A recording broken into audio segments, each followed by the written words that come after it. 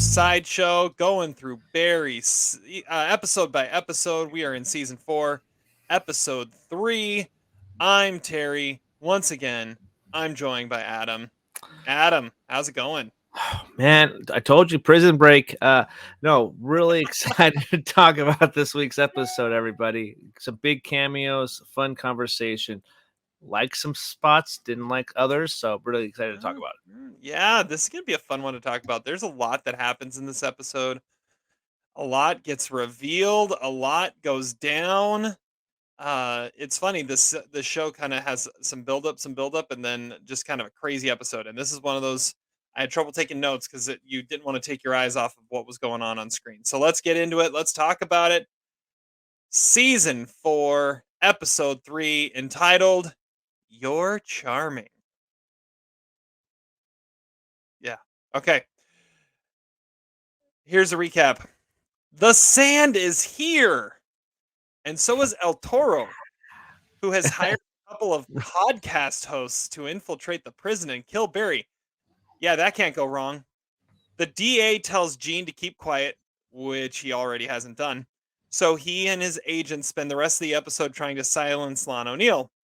After talking to Barry and pissing him off, Jim Moss is able to accomplish what Gene set out to do by silencing Lon.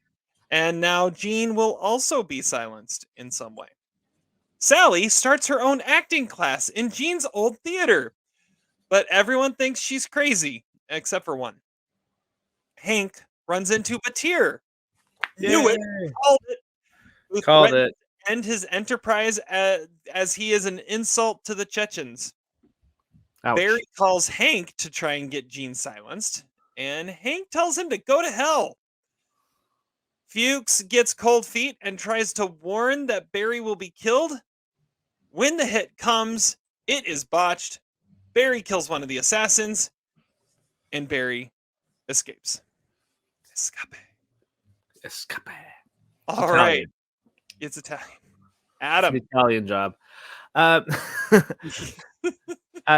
All right. Well, let's get this started here. Yeah. This was a crazy episode. Some pretty entertaining cameos because they are very noticeable people. It's not just like, oh yeah, I know that guy. Look, that's familiar. Yeah, that's right. No, they're Guillermo del Toro, Fred Armisen is in there as well. Pretty awesome to see both those guys whenever they pop up. It's always fun.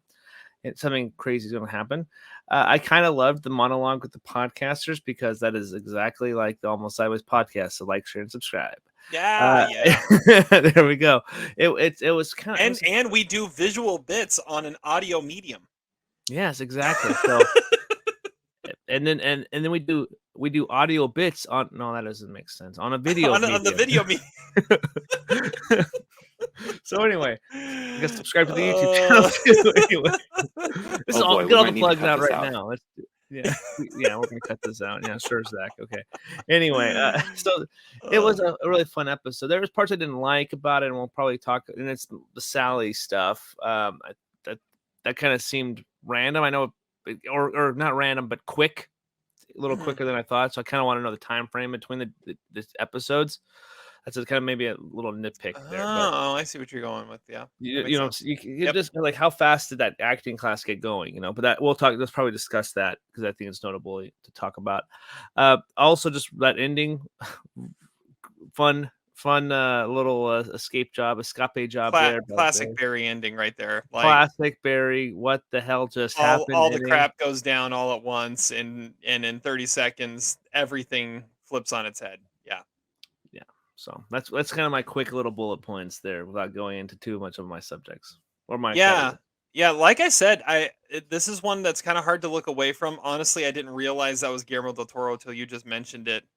Yeah, that's pretty amazing that they pulled him out for that. I knew Batir was coming back. Yeah, like they made a point to mention that they had made a point originally that he did not get caught when the nursery got raided. Mm-hmm. And what's funny is he's still on a speaking basis with the elders after, trying to show them their amazing operation as it gets raided. He's in a Microsoft Teams meeting still. That's great stuff. Yeah, and So it's fun to see Batir back. It's fun to see Hank grow some balls. I mean, Holy cow! yeah, that was some interesting stuff there, seeing where what he ended up going with and where he went, especially with how the phone call between him and Barry went down. You could tell he was kind of gearing himself up for it, and then finally he just went for it, which was really awesome to see. When he hung up that phone, do you think he's like, "That was a good job"? Did he do that afterwards? Like, "That was a good job." Uh-oh. Part of it did same time. uh, this is Barry. I don't know if he would do that because he's Betty. He had to just like ruin his relationship with one of his best friends. Yeah, that's true. Yeah, I kinda wanna talk about that more, but, what else you got? Anything else? Um, the bumbling idiots that are Gene and his agent. Oh my god, yeah. What you just did was illegal. Legal. Yes, I'm Gene Cousineau. Funniest little line that Gene his Cousineau's in my house. no? I love this because you don't really focus on the agent. The agent walks into the room and you hear a bunch of noise. He's like, "That's a kitchen," and he walks back out. It's a kitchen. Oh, And then you see him throwing the laptop into the pool. Oh, because yeah, nobody keeps anything on that cloud anymore. Um, it's up there. It's just how did he get up there? It just goes. just goes. Yeah. All right, well let's start to get into this a little bit. What was the best scene? This I'm not. I'm gonna make a bold statement, Cotton. This is the best scene in the entire show. Oh, It's Noah, Hank, and Barry's phone call conversation. yeah, That is probably the best scene in the entire show because it is just strictly dialogue. Two people that we have known their demeanors for how many episodes? 8 times, or but maybe like 27 episodes at this point. Quick maths. But you that's good. Quick maths. you know these characters. You can relate to these characters. We have categories based on how relatable these characters are. We love Noah, Hank. We love Barry. But seeing their characters can completely take a 180 once a crazed and Barry and then Noah Hank is unrecognizable in that those moments, and it's just straight faced. You can feel the tension. He's staring at the camera. I think that's the most effective use of that as well. Um, it's a powerful sequence that I was like, oh, I gave me goosebumps. I can feel the tension. I can cut the tension with a knife. That's how thick it was in that sequence. So loved that. Yeah, I think one thing also in there is you can tell, and I said earlier, Noho Hank grew some balls here, but you can tell he did because he knew he wasn't bluffing. He knew he had the best hand going into the conversation, right? He knew he could lay out his cards and say, "Yeah, I know you're talking to the FBI and you're going to be dead very soon." Did he hired these people, this podcast thing to put this hit out or whatever, right? Or it's somebody I different because well, those I are mean bumbling his idiots. well, so here's the thing though. And this is I think you can kind of tell this is how it went down. Hank's assassin is Barry. So this is Cristobal's operation. And it's the only way he could do it. So I think Cristobal got in contact with El Toro, and El Toro hired the bumbling idiots that are podcast hosts because that's all we can be as bumbling idiots. I So take offense to that. I resemble that comment. I Um uh applaud this man. yeah. But I think that's how it had to go down. Yeah, that makes That sense. it's because Hank has no Chechen ties anymore. Even when he did, their assassins sucked, and even when they were good, they got assassinated. So this had to be a Bolivian job, and I mean El Toro, I mean he's Latin in some way, shape, or form. So this was not someone NoHo Hank called to get this done. This was someone Crystal Ball called. That's how I see it. Yeah, that's a At good what point. point did that sound like it was going to work? Let's get the guys who host the Los Amigos Gadgets podcast. And and who's El Toro? Is this like their manager or something? Because he was like trying to defend the podcast as like this grand piece of art. He goes, the problem with it is it's a gadget and it's on audio. I want to see them with the gadgets. I thought they were like convicts that were recording this podcast from prison. I didn't realize at first. I'm like, these guys are they're gonna infiltrate the prison. I thought because when you call out a hit on a guy in prison, usually it's because you got a connection inside the prison. Like, Yep. how are they hosting a gadgets podcast from inside prison? They don't give gadgets to convicts. This is a shiv.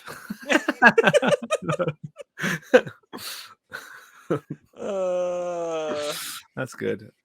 This is a rock hammer. This is the exact same rock hammer Andy Dufresne used to escape. Yeah, you think this is a toothbrush? It's also it has many purposes. All right, so for best scene, I mean that's a great one. I had a couple others written down. Obviously, the last scene, and how that whole thing goes. That guy's trying to kill me. You guys here to kill me, guys. And the I find it fascinating how they continue to characterize the law enforcement as a bunch of bumbling idiots. Yeah. I mean, if it's anything from the LAPD outside of Moss and then eventually Loach, they compared the to scenes to Yojimbo and like it's like this ridiculous. Yeah. And now you've got the FBI guys. I think we're gonna need some more FBI guys. And the witness protection program guys, who honestly, to me, it looked like they were trying to fake him out. It looked like a deep fake. Like, oh, I'm from witness protection. We're gonna set you up real good. That's kind of what it felt like. I don't know if it was supposed to. I actually, now you say that, mention that, same kind of vibe. Yeah, because it's like, and you know that Sally Reed's coming with me. Oh yeah, sure. Oh yeah, sure. That's fine. Whatever. But now I can't decide. Looking at how the rest of the scene played out, were they trying to do that and play him, or were they just showing their complete lack of capacity to do their job? Because then I think it's more the latter, because then he goes on to say, we try to do the best we can, but we don't bat 100. We don't, we're not 100%. There have been some cracked eggs. I'm sorry, I'm referring to you as an egg, but I mean, I'm like, no, you're just really bad at your job. So I think it might be the latter. Yeah. The other one I wrote down is one you mentioned already, but the acting class. We're back in an acting class, and how quickly, just in the moment, Sally was able to channel Jean and just go for it. It was like, yes, Sally! Like, that was awesome. And then the reaction from the rest of the class, like, oh crap, I think they might be right. But at the same time, she did it, and she did it the right way, and it worked. And someone got something out of it. So yeah. So that's also the scene I had the biggest problem with. Yeah. The episode. Okay, so continuity error for sure. It doesn't make sense. Granted, he said, "Oh, you should, if you can't do, teach." Essentially, right? So I get it. But all of a sudden now she has the studio. Is it a lease option, or what's going on here? So just loaning it to a friend. But that's not the biggest issue I have. But the more thing is, what's the time period here? Because it plays off like it's a day, right? It plays off like it's been like a day or two after the last episode. And she has a bunch of classes or students already taking the class. Maybe somebody's auditing it, whatever the case may be. But it just seems like it was like really rushed and hurried.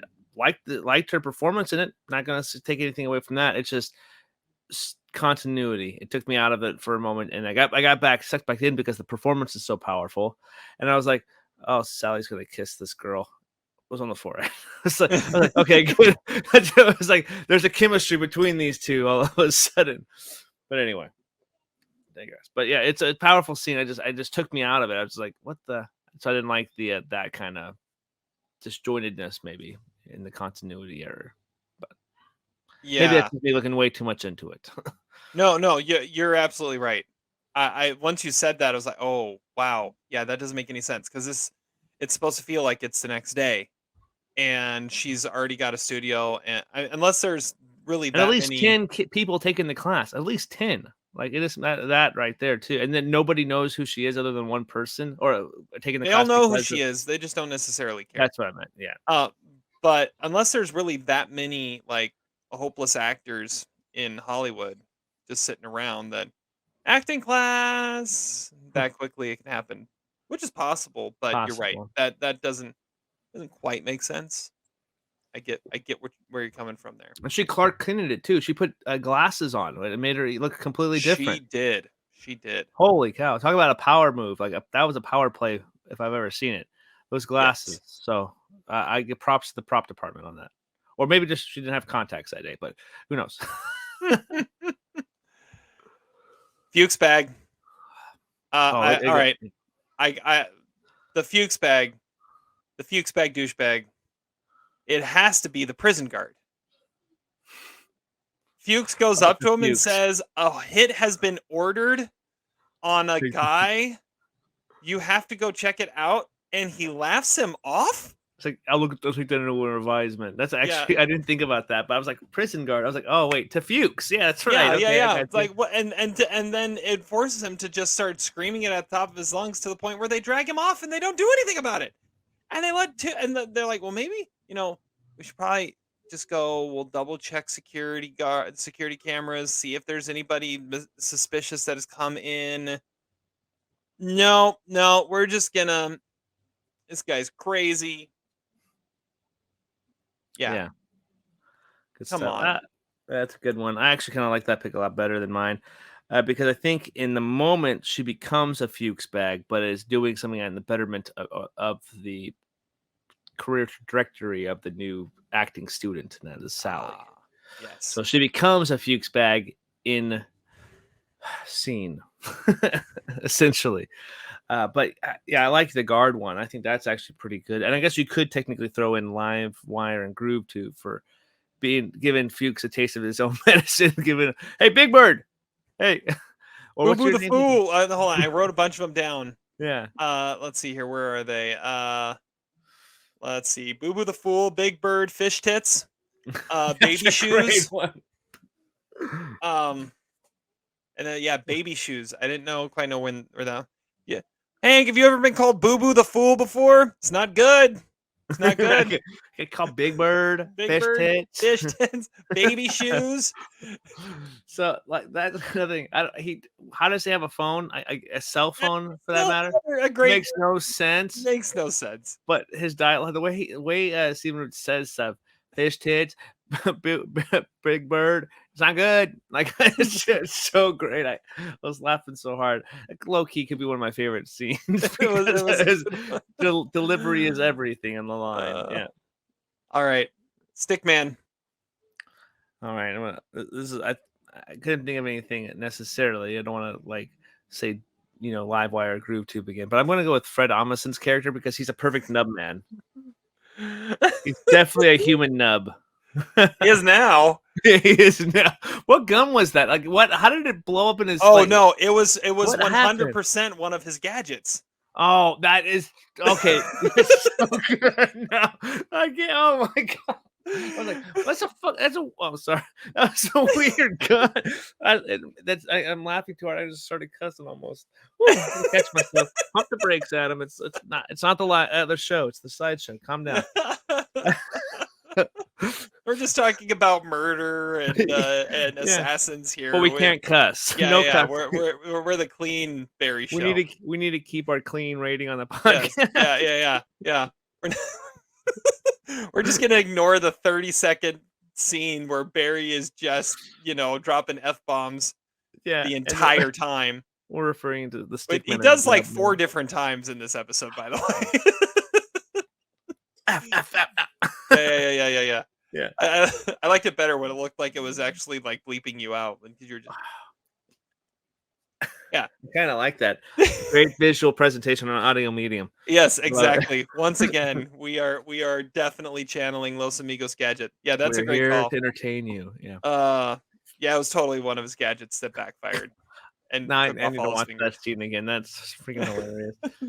Oh my gosh. This is for Hank and Cristobal. Oh! I mean, And he's left there as on the Only- floor like, ow! He's like Peter only Griffin. Fred Armisen. I mean, Yeah. uh, He's like How Peter long- Griffin. Go ahead. how long did that scene take to shoot? Because Oh, the gosh. look on his face, and I mean the history between Bill Hader and Fred Armisen as well, and Yeah. Bill Hader just looks back and sees the. He was channeling his Uncle Fester. I mean, He's definitely Uncle. how. Hader's not great at keeping the straight face. I mean, we know this. He did Stefan. Yeah. How does he watch Fred in that moment? Not only, I mean, he's also directing him. So how does he do it? I don't know. That scene must have taken like 2 days to shoot. And I love it. That my favorite part of that whole scene is that he's still on his hands. He's like on his knees, like grabbing his like hand, and he's like rocking back and forth the whole time. Oh, he's totally pulling like a Peter Griffin from Family Guy when he falls and scrapes his knees, like ow, ow, and it's like this long like animated clip of him just rocking back and forth on his knee. It's totally that embodied scene. I like it. Oh, I love it. It's so good.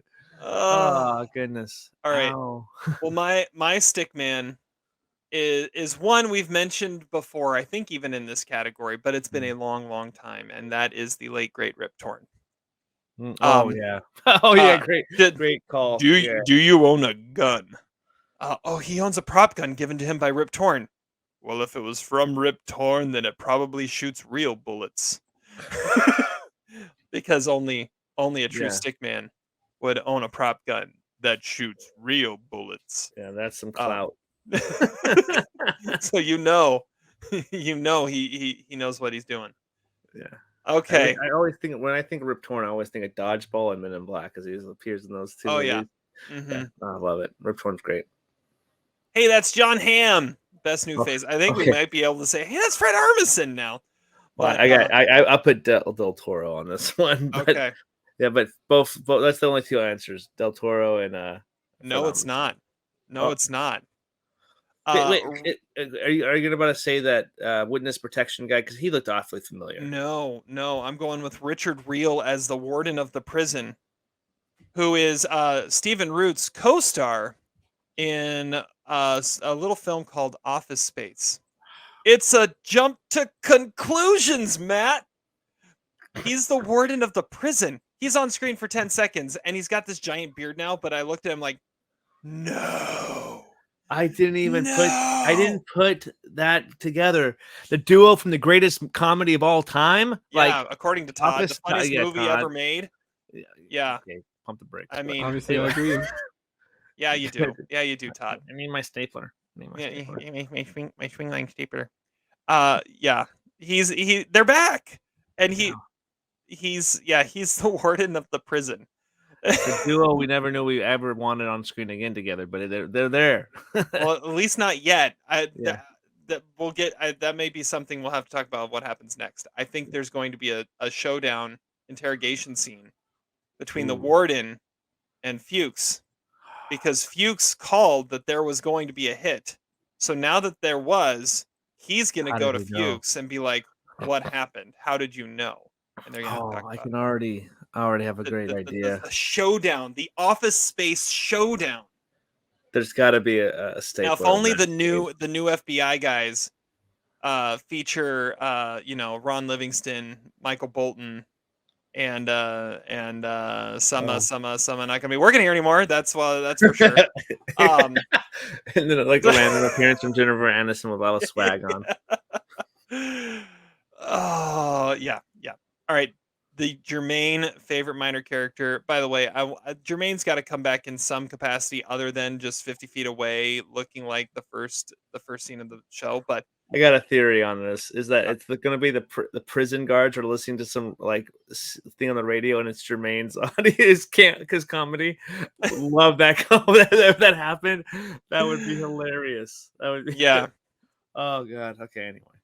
like an ad like Hank actually tries to look up one of the gadgets, and the ad beforehand is Jermaine's comedy show. Oh yeah, that's good. That would be great. That would be great. All right, the Jermaine favorite minor character. I'm going first on this one. Jim Moss.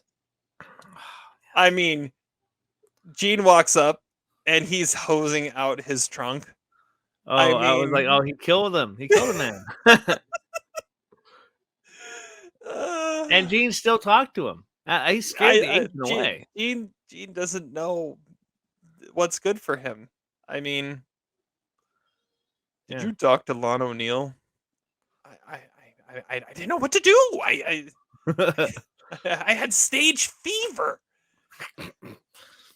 Stage fever. Now, if Gene starts speaking German, we know we're in trouble. But, well, who was your favorite minor character? I like that shot because that's actually that was great. My favorite minor character. I put Livewire and Groove to begin, but I'm going to pick someone different. So when Barry is going over to that special housing to talk to the FBI guys, there's that one guy in like solitary outside. He's like yeah. He just yells at him. He's like, I don't know. He says something, but I couldn't pick up on it. He's like, yeah. It's like someone's gonna get it or something like that. Oh, I just laughed. I was like, yeah, I'm gonna go with that guy. I think I have no idea what his name. Probably inmate number 3 or something like that. Probably. Yeah. I bet we could find it. Anyways, that's a good call. That is a good call. All right, LVP, MVP. And then we'll talk about what we think is going to happen next. Oh, yeah, Barry relatable moment. MVP. Oh, Barry relatable. I forgot about that. Yeah, Barry relatable moment. Go with that. Oh, I wasn't ready. No, I'm just joking. I guess being called names. You son of a bitch. I don't know. I couldn't really. This was a tough one to find a relatable moment to it, but I guess name calling because words hurt. Words hurt. Words hurt, man. Like, come on. I got called Carrot Top my whole life, but I don't know about you. Carrot Tops aren't orange. They have that little green spot on. That's the top of the carrot, guys. So get your name's calling right. So that was my. Now you just get called Andy Dalton. I mean, you even have the same initials. I love those redheads. At least once an episode. That's never gonna be. That's never gonna be old, especially when I'm on. And the Andy Dalton thing is. It's a term of endearment, but it totally is. Yeah, and it's kind of creepy. It truly is. Just like, wait, true doppelganger. When we ever hang out at like a Halloween time, I'm getting an Andy Dalton jersey and just rock it. That'd be fun. We just have to figure out what team he's playing for next year because that is a complete mystery. He can't really leave the league yet because he just is one of those backups that he keeps bouncing around. But what team? I don't know. It's a mystery. Stay tuned next week. Yeah. All right, my Barry relatable. I've got a really good one here. When you're talking to yourself and then realize someone else is in the room. Barry's in the yard. He is screaming obscenities to the heavens about Gene and everything and all this stuff, and he just can't stop, and he's just going for it, and he turns around, there's someone else in the yard. And he goes, and he just walks away. That's great one, Terry. I love that. That's happened to me so many times. Wait. Hold on. Wait 1 second. Adam's I don't know where this thing is. Where's that pull one? That's an excellent pull. Oh, it's near the top. Yeah. That is a great pull. Yeah. There we go. PLVP, right. Terry. LVP, MVP. Am I going first? Yeah, I'm going first on this one. Yeah. Okay. So my LVP is I'm going with Los Amigos gadget. I mean, you do an audio podcast about gadgets and reviews of gadgets. It's audio. It's not one of the TikToks. But that and Then you botch the hit job. I mean, you're just giving us a bad name here. So clean up your act. Clean up your Yeah, act. Come on. making all those podcasters look like idiots. And Um, my MVP is Rain Man because I mean it changes Fuchs's mind. That's us. Yeah. So LVP, the FBI guys are pretty up there. How did they not know there was a freaking guy that they're not? No I one's thought he was with affiliated. you. No, I thought he was with you. Yeah, it reminded me of. How does a guy get into the ceiling tiles of a prison room Yeah, that's another good one. with Gene. Yeah, go with ahead. a rifle? I don't know. Anyways, continue. He's pointing the wrong way. So that what the heck? Yeah, another dumb thing too. Do we have a picture of who we're shooting here? LVP. Yes, LVP's the FBI guys. Gene and his agents are pretty up there too. My MVP though, I'm gonna go with Jim Moss because he beat a guy so badly that he speaks German now, or he speaks a different language. Since when does he speak German? He He doesn't. doesn't. Yeah, so Jim Moss MVP for today. And yeah, and it really he has the werewolf is like clean out his trunk in front of everybody, like on his street. Yeah, great. Talk about some cojones. There we Yeah. go. No care in the world. No care in the world right there. I wouldn't want to mess with that guy anyway. So, All right. What's happening next? all right, you mentioned an interrogation sequence. That's going to be great. It has to happen now, It right? has to. The warden's gonna have the stapler and go pointing at him. That's gotta happen. Where'd you find my stapler? Oh, and I would love for him to like put a piece of paper up to the guy's forehead and just go and just hit him on the staple something to his forehead. No, that's fun. Ow, that hurt. Anyway, that's gotta happen. The acting class, we're gonna see an acting or we're gonna see her going. That student's gonna go for her scene or whatever with Sally, or they're gonna be practicing. And yeah, I think there's going to be a hard fought conversation between Jim and Gene, I think. And there's going to be, I think Barry and Noel Hank probably will be seen together. I was going to say, who does Barry go after first? Hank or Gene? Or Sally. Sally, I think he'll take care of later because Sally, he's still thinking that she's going to go into witness protection with him. Mm. Gene won't keep his mouth shut and is going to ruin everything. Mm-hmm. But Hank called a hit on him. So, which one's first? He's going to try and kill both. Maybe he goes for Gene and then finds out he's with Jim. And it's like, yeah, I'm not doing that again. And is that going to click on him too? Like be able to like, that's the guy I needed.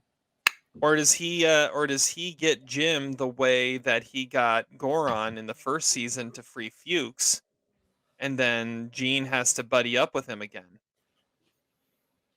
And I can't see Jim going out that easily though. But I didn't see him go. I didn't see Goron going out that easily either. Yeah, just Gene leave a tooth in the garage. I mean, that would just bring the whole thing full circle. Yeah, we don't want to book it that easily. Yeah. Oh, that's a good. I kind of like that though. It's tough. So because Barry broke out, where does the death toll stand for? Like, is he at 50% dying now, or is he a little lower? Or because he's gonna get accused of killing all those people, right? Or he's gonna get some kind of repercussions, or they're gonna be after him because he escaped. Having this mystery guy with his hand blown up and a guy dangling it from the ceiling tiles. Obviously, those will probably be associated with some kind of mob to try to kill Barry. You'd think there was a security camera in that room. You would think, yeah. You'd think, and if you see the footage, you would know Barry a little bit of what happened. Yeah, but it also, if there's no audio, it could look like it was all set up for Barry to escape because they shot everybody else, and then Barry shoots the only witness and runs. There's no audio in that room. I would not think there would be audio. Yeah. But the simple fact is he's talking to the FBI, so it could be like if you have a crooked cop saying, "Oh yeah, this guy's snitching on you over here," there wouldn't be any audio in that room. Maybe video, but no audio. I think Barry's odds of survival did go up. Not much, but they did. Hank and Jean's just dropped significantly. I think that's about it. I would say maybe Fuchs are starting to go up a little bit. Like Fuchs is really trying to turn a corner, it feels like. So, I'm kind of turning on Fuchs too. I don't think he's dying now. I don't think there's a possibility he doesn't die. The only way he dies is if he like sacrifices himself for Barry, because his whole thing has been self-preservation, and now he's doing anything to protect Barry until Barry turns on him. But how does he get out of prison though? So right as of now, I don't see Fuchs getting out of prison. True. That's the thing. So he could live there in prison and just, unless he's able to like convince the FBI, I know how to find him. You'd got to let me out. I guess that could be it too. Yeah, that's a good. I don't know. And there's all the part two is like, how about Sally? It's just is she untouchable, or does if she says I don't want anything to do with you, Barry, and then Barry snaps on that? I don't think anything happens to Sally. Okay. I think I think that conversation happens face to face now, and he leaves. I don't think he. What? I mean, something could happen there. Ooh. Then that would like be the last straw in like Barry fully Breaking Bad. And I see what you did there. I mean, but it's true. I mean, that would be like the last little glimmer of. I mean, she's the only thing that's keeping any sense of good left in him around. So if he does something like that in a moment of passion like that, oh, he's gone forever. He's that guy who yelled at the prison guard in the first episode of the season. For good. For good, yeah. That's a good one. Yeah. And but we also have the confrontation of Sam too. Does Sam show up, or they're just going to dangle that there? They didn't dangle that there without any payoff. Sam has to show up at some point. That's a good point. And maybe Sally actually killed him. Ooh. Which means Sally has to go into witness protection. And then Barry is there to keep her safe. Barry goes to punish Sally for not going with him and shows up, and Sam's there and kills him instead. I kind of like that Sally kills kills Sam. Yeah. I don't know. There's some intriguing storylines we're coming up with. Yeah. Yes, but we should have written the rest of the season. No. Yeah. Our fan fiction. Yeah. Exactly. Yeah. Well, we got some interesting ideas, some intriguing theories. We'll see what ends up paying off. This Sunday, season 4, episode 4 comes out. Next week, we'll put out the sideshow for that episode as we continue to march towards the end of this amazing show. Adam, any last words? No, it's our longest episode, I think, rightfully so, for this season, and it's definitely a really intriguing space right now. It's kind of the world's opening back up again for Barry. Yeah, I kind of felt the same thing of last season, where it took a couple episodes, and all of a sudden, oh man, now we're going. Now we're on the ride. Yeah. Yeah.